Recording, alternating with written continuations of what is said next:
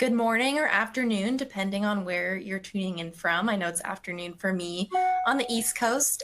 Thanks so much for joining the presentation today. First things first, here's a little housekeeping slide from the organizers. They have a session survey and a little reminder about the exhibit hall after the session for extra resources. So I've put together a little agenda. So I'm going to give a quick background on the organization that I come from, which is the Center for Democracy and Technology, the project that I work on at CDT, which is the Equity and Civic Technology Project, and sort of give you a background on who's speaking to you today. And then I'm going to go into a brief history of the polling research on AI-driven tools in K-12 classrooms that we do here at CDT. Then go into sort of key findings from the polling research that we did last summer, where we surveyed students, parents, and teachers on student privacy, content filtering and blocking software, student activity monitoring, and generative AI. And then following that, we did a brief updated poll on generative AI because it's, such a hot button issue. So I'll share some of those findings, and then at the end go into putting this research into action by ensuring civil rights protections for all students. Then I'll finish by sharing a little bit about next steps for our research work, and then leave about 10 minutes at the end for questions and answers. So let's dive in. So to give an overview of the Center for Democracy and Technology, we are a nonpartisan, nonprofit organization based in Washington, D.C., and we've been around basically since the inception of the commercial internet. We aim to shape technology policy at the federal and sometimes state level in ways that protect the civil rights and civil liberties of individuals. So CDT has many different policy teams, from security and surveillance to privacy and data to free expression. And one of those teams is the one that I'm representing, which is the Equity in Civic Technology Project. So our project started out many years ago as the Student Privacy Project, where we focus exclusively on ensuring K-12 schools utilize student data in responsible ways. So these roots really remain in our work today, but we have also expanded to work on public agencies writ large, specifically how they use data and technology in responsible, rights-respecting ways. The director of our project, who has been at CDT since the Student Privacy Project began, worked previously as Deputy Assistant Superintendent of Data Assessment and Research at the Office of State Superintendent of Education in DC and at the Louisiana Department of Education. So she really brings her experience in education to our work on a daily basis. And as for me, hi, my name is Madeliene Dwyer, and I've been working at CDT for about a year and a half now as a policy analyst. So about a year ago, I graduated from George Washington University with my master's degree and completed my thesis on student privacy and surveillance issues emerging in a district in Virginia and looking at these issues through a policy perspective. For the past year and a half, I've really been leading CDT's quantitative research about generative AI and all of these other AI-driven tools in K-12 schools, how it's being used in schools, and the tangible impact it's having on students, which is what I'm here to talk with you about today. But I won't just be pointing out interesting facts and figures. At the end, like I mentioned, I will be giving sort of actionable steps that state and local education agencies can take into consideration. So a brief history of our polling research. We've been doing this for many, many years. We just completed our 7th round of polling. So we've surveyed public middle and high school teachers and parents for 4 years, and we've surveyed public high school students for 3 years. So again, these surveys have included questions about perceptions, experiences with, and school guidance on student data privacy generally, student activity monitoring tools, content filtering and blocking software, and of course, generative AI. So to start us off, I'm going to first share some of our key findings from polling research we did last summer on these various tools. So just to share a bit about the methodology so you can get a sense of how many people were asked how many questions. So we conducted online surveys of students, parents, and teachers, which were fielded June to August of 2023. And these are just some of the sample sizes. So our research is able to be nationally representative. And another thing that is important to note is our research is really an opportunity for us to surface the experiences of historically marginalized groups of students. So we oversample for Black and Hispanic students, and then we also oversample for students who identify as LGBTQ+. So you will be seeing some of those findings throughout this presentation. So our first major finding was that student privacy concerns are rising among parents and students. So as you might know, schools are using an increasingly broad array of technologies in an effort to supervise students online, maintain campus safety, shape educational experiences, and meet other student needs. And these tools directly affect students' lives, promising learning and safety benefits, but also posing serious privacy risks and interfering with student learning and growth. And at the same time this is happening, and maybe as a result, student and parent concerns about school data practices are high and increasing. So 62% of students express concern about their school's data privacy and security practices, which is a 5 percentage point increase from the 2021 to 22 school year. And parents are even more concerned, with 73% expressing concerns about these topics, which is a 12 percentage point increase from the same school year, the 2021 to 22 school year. So contributing to these concerns could be the rise of cyber attacks in schools, which I'm sure many of us are familiar with, the rising incidence of cyber attacks. So 1 in 5 parents we found said that they have been notified that their child's school experienced a data breach. And 86% of parents who have received notice of a data breach express concern about school privacy and security, compared to 70% of parents who have not. So these results suggest that the prevalence of data breaches likely plays a role in increasing overall parent privacy concerns. Levels of concerns about student privacy and security are high across all demographic groups, but some students and parent subpopulations are disproportionately likely to express concern. So we found that students who have IEPs or 504 plans and their parents are notable examples of groups that express disproportionate rates of student data privacy and security concerns. Our second finding, which is related, is that teachers' concerns have actually decreased and their training has stagnated. So as we know, teachers play a critical role in ensuring responsible school data and technology use. But we found that schools are kind of lacking this adequate support for teachers.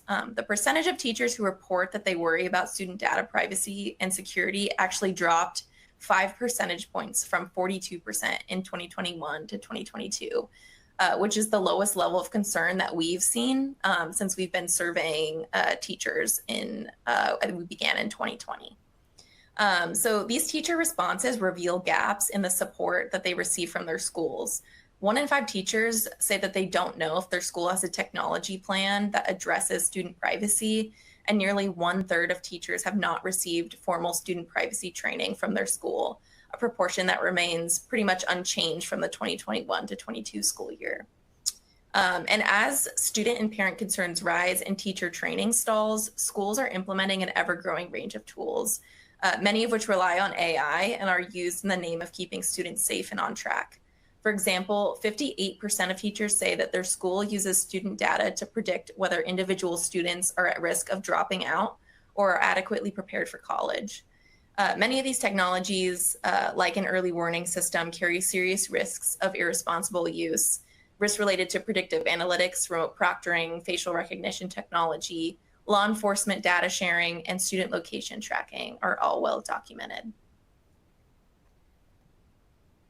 The next finding that we found in our research was that filtering and blocking software impedes student learning. So as many of you know, many schools have used software to filter and block web content since 2001, when the Children's Internet Protection Act, or CIPA, was enacted. This law requires schools and libraries that receive federal E-rate funding to restrict students' access to pictures that are obscene, child pornography, or harmful to minors.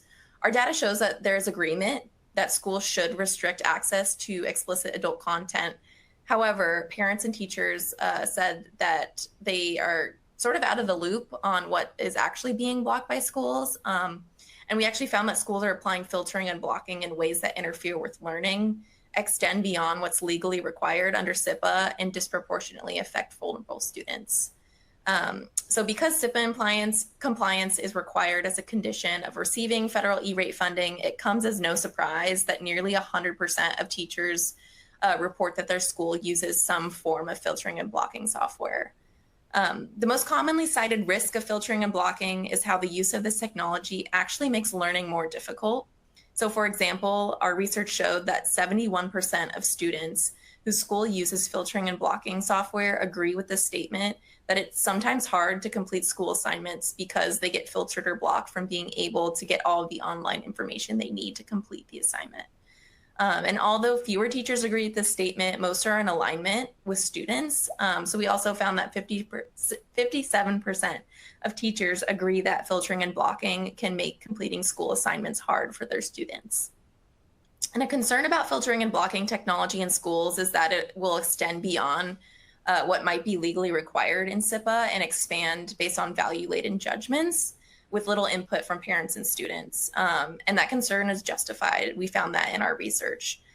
This type of scope creep can amount to what is effectively a virtual book ban in which access to content is restricted with little visibility and input from parents.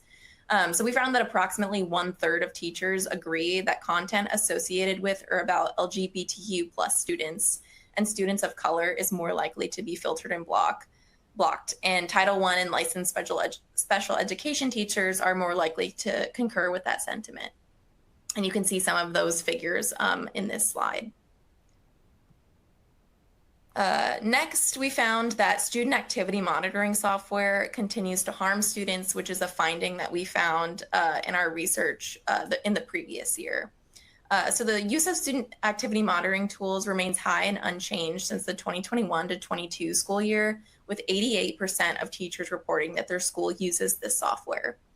So though these tools are intended to keep students on track, keep them safe, student activity monitoring continues to lead to law enforcement contact. So 38% of teachers reported that they know a student who was contacted by law enforcement because of alerts generated by student activity monitoring. And teachers at Title I schools and licensed special education teachers reported higher law enforcement involvement in students' lives due to student activity monitoring, which is particularly concerning for us since those are protected classes of students.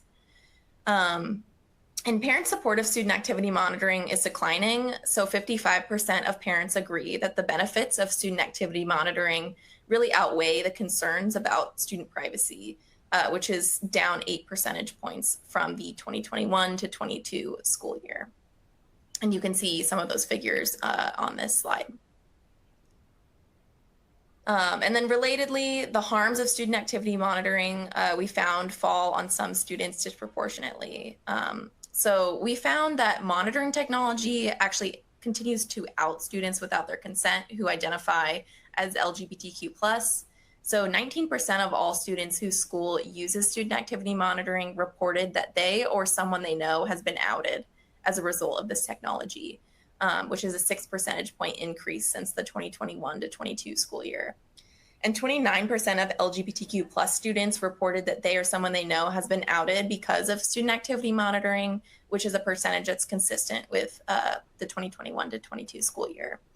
In addition to outing, student activity monitoring we found continues to disproportionately target LGBTQ+ students in terms of discipline.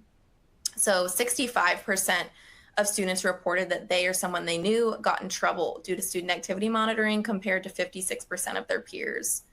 And we also found that students are less comfortable with student activity monitoring than they were a year ago. So although a majority, which is 52%, report they are comfortable with student activity monitoring, this response marks an 11 percentage point decrease from the prior 2021 to 22 school year.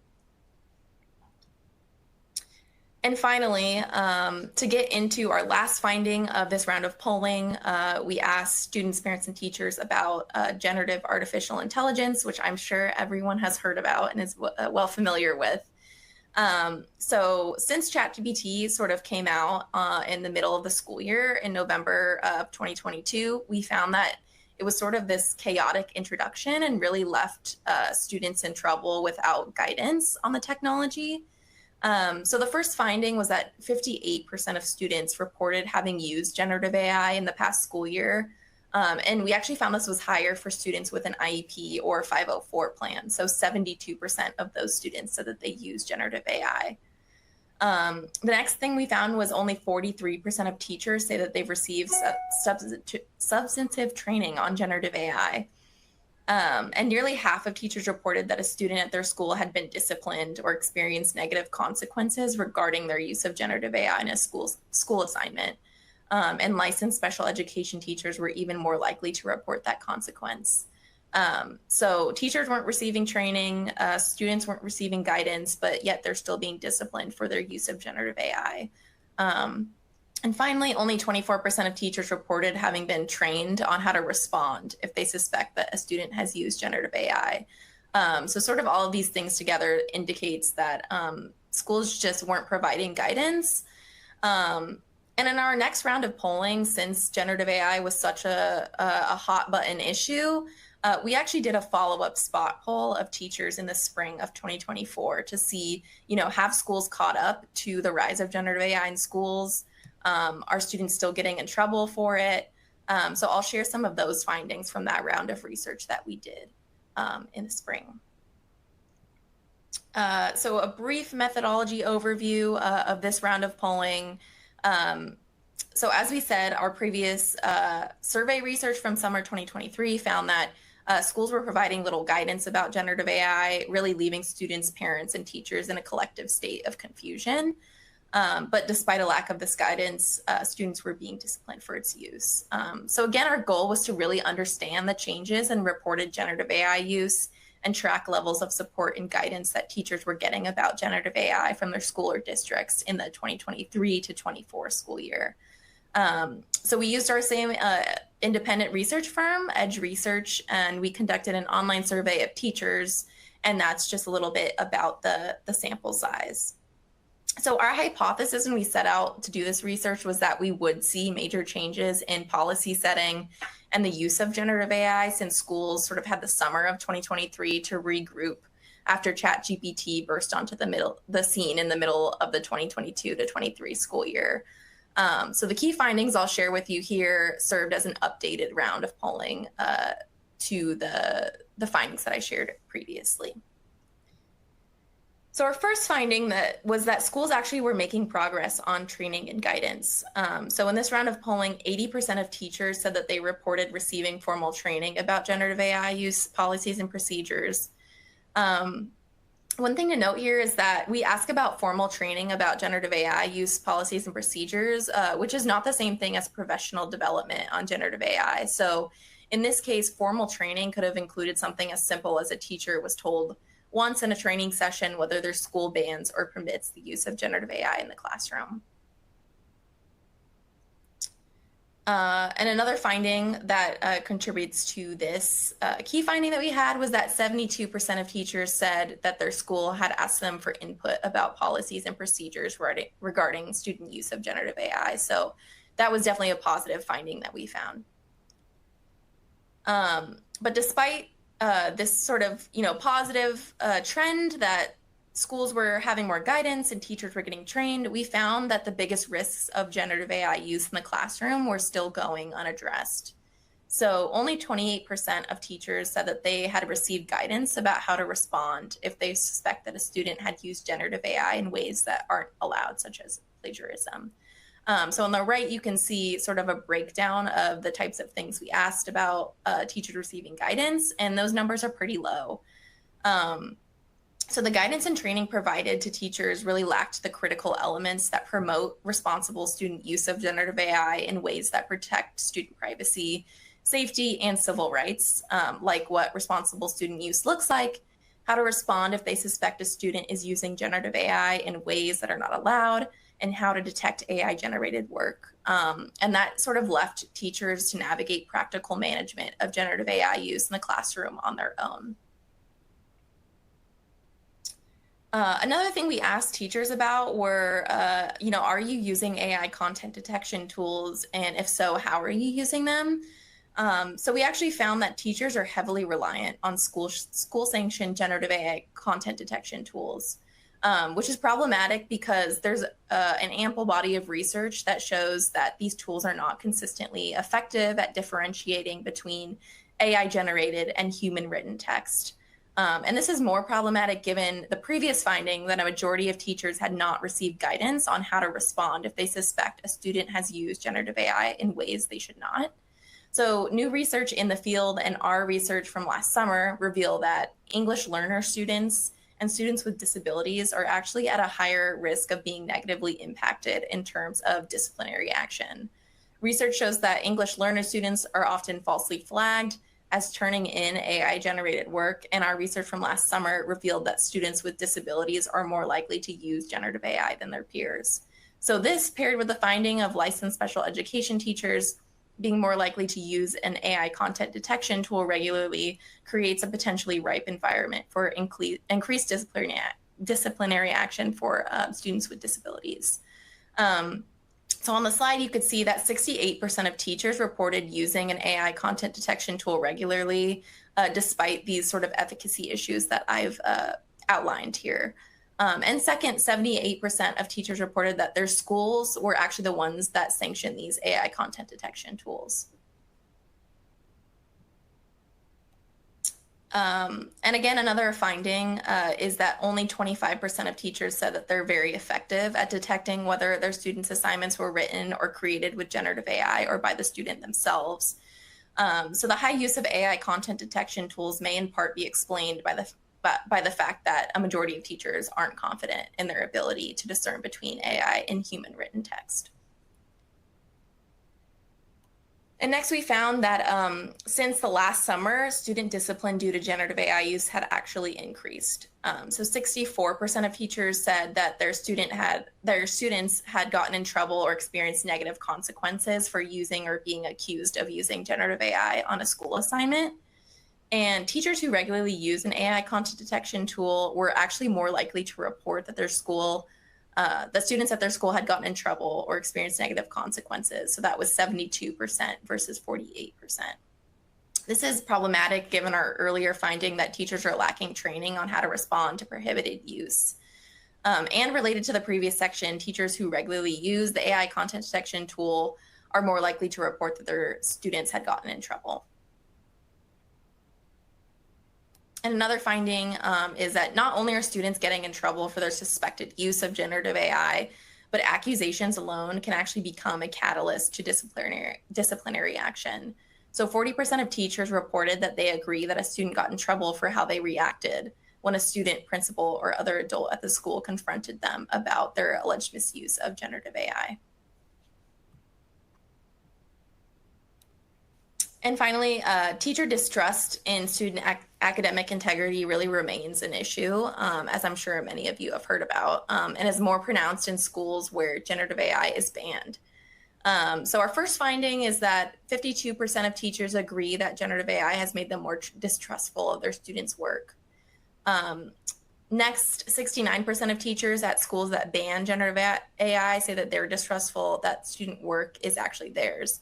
And this is compared to 48% of teachers at schools that permit the technology. And this is sort of suggesting that, whether an AI tool is banned or permitted, sort of creates a different, maybe cultural atmosphere around trust in students.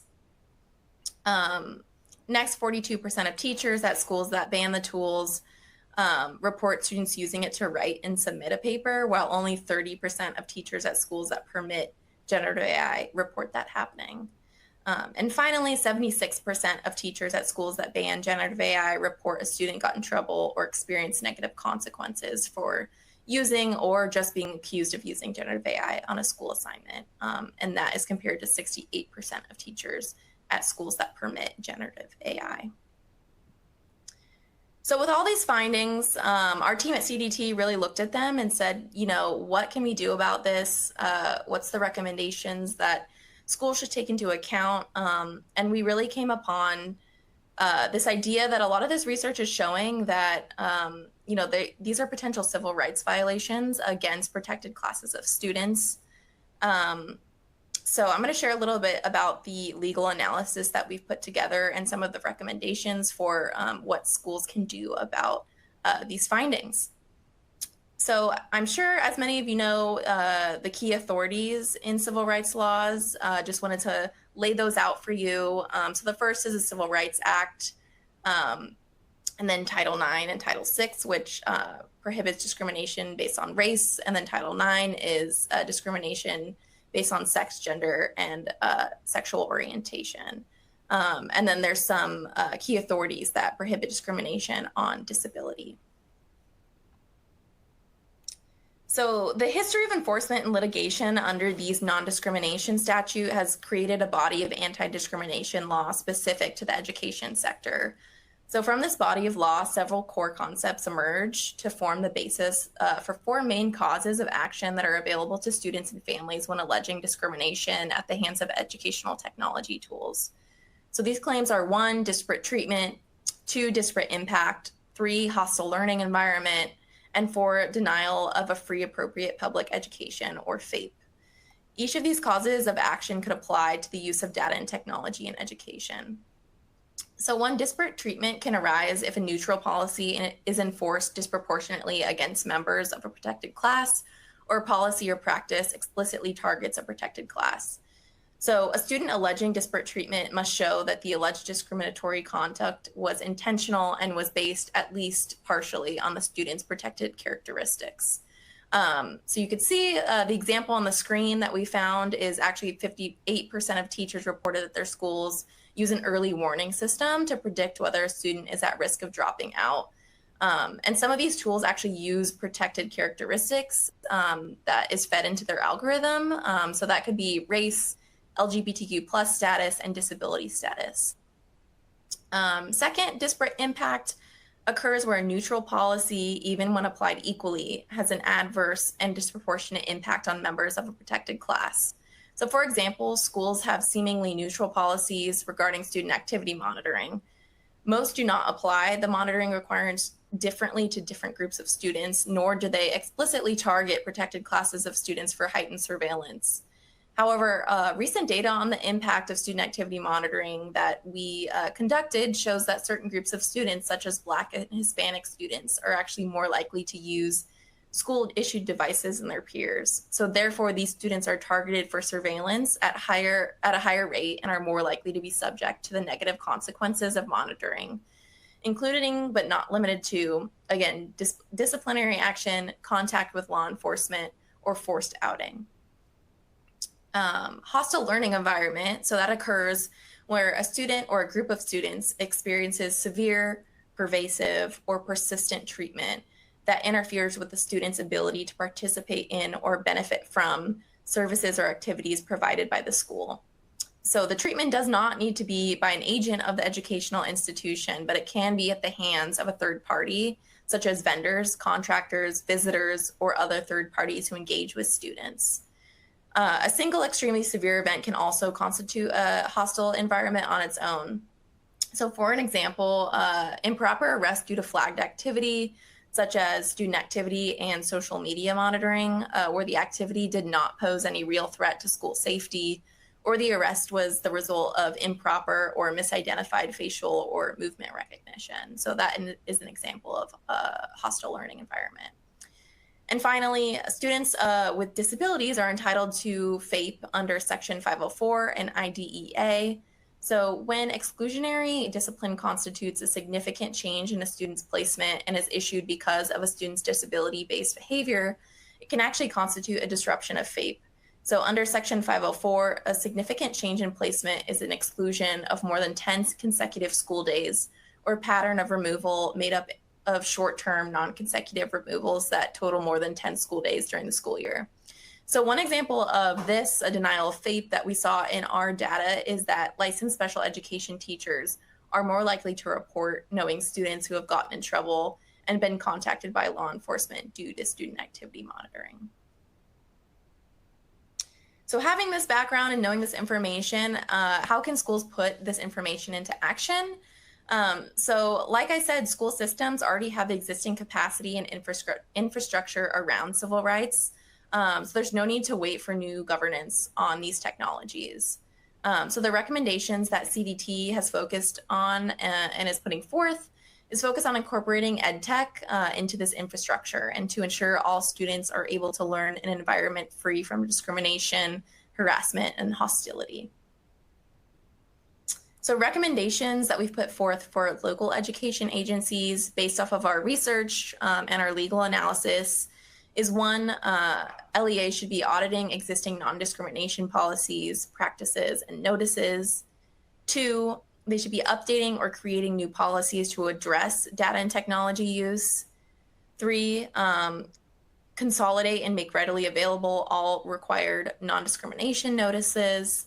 Four, posting the consolidated policy in district buildings and on school websites. Five, designating specific personnel to be responsible for ensuring compliance with these non-discrimination laws regarding ed tech. And finally, we recommend that LEAs conduct analysis and publicly report information on non-discrimination policies and practices for data and technology on an ongoing basis. And, how can states support LEAs in implementing these recommendations? We came up with four main things. The first is providing sample comprehensive non-discrimination policies and notices for LEAs to model.